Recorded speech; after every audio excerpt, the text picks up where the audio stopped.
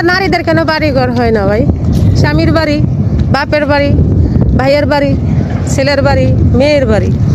তো আমি চাই আমি নিজে একটা বাড়ি করবো, ইনশাল্লাহ সবাই দোয়া করবেন।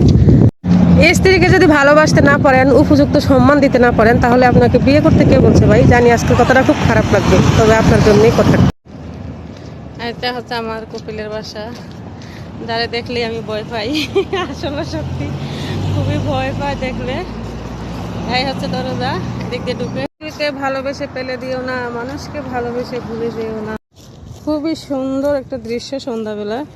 দেখেন এত সুন্দর, এত ক্লিয়ার, কোনো জামজট কোনো কিচ্ছু নাই, মানে বলার বাহিরে কি যে সুন্দর লাগতেছে।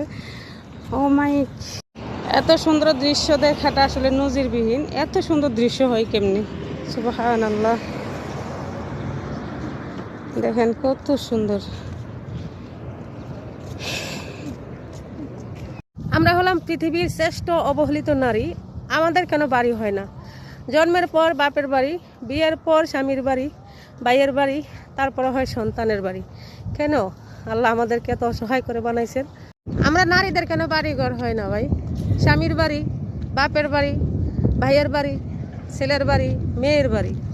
তো আমি চাই আমি নিজে একটা বাড়ি করবো, ইনশাল্লাহ সবাই দোয়া করবেন। ভেবেছেন আপনি হেরে গেছেন? হেরে যাননি। নিজের উপর বিশ্বাস রাখেন, কনফিডেন্স রাখেন, ইনশাল্লাহ আপনি জিতবেন সবার আগে। আপনারা যদি স্বামী সন্তানকে ভালোবেসে থাকেন, তাহলে যদি কেউ স্বামী সন্তানকে অপমান করে, তাদের সাথে আপনি সম্পর্ক রাখতে পারেন না। আমার স্বামী সন্তানকে যে ভালোবাসবে, আমার ভালোবাসা তাদের জন্য। স্ত্রীকে যদি ভালোবাসতে না পারেন, উপযুক্ত সম্মান দিতে না পারেন, তাহলে আপনাকে বিয়ে করতে কে বলছে ভাই? জানি আজকের কথাটা খুব খারাপ লাগবে, তবে আপনার জন্যই কথা। আমরা হলাম পৃথিবীর শ্রেষ্ঠ অবহেলিত নারী। আমাদের কেন বাড়ি হয় না? জন্মের পর বাপের বাড়ি, বিয়ের পর স্বামীর বাড়ি, ভাইয়ের বাড়ি, তারপরে হয় সন্তানের বাড়ি। কেন আল্লাহ আমাদেরকে এত অসহায় করে বানাইছেন? আমরা নারীদের কেন বাড়ি ঘর হয় না ভাই? স্বামীর বাড়ি, বাপের বাড়ি, ভাইয়ের বাড়ি, ছেলের বাড়ি, মেয়ের বাড়ি। তো আমি চাই আমি নিজে একটা বাড়ি করবো, ইনশাল্লাহ সবাই দোয়া করবেন। জন্মের পর থেকে অবহেলা পেতে পেতে আজও অবহেলাতেই আছি। বিধির কলমে কি কালি ছিল না সুখ লেখার সময়? নাকি খাতা পুড়ে গেছিল, খাতায় জায়গা ছিল না? হে আল্লাহ, আর কত অবহেলা সহ্য করব?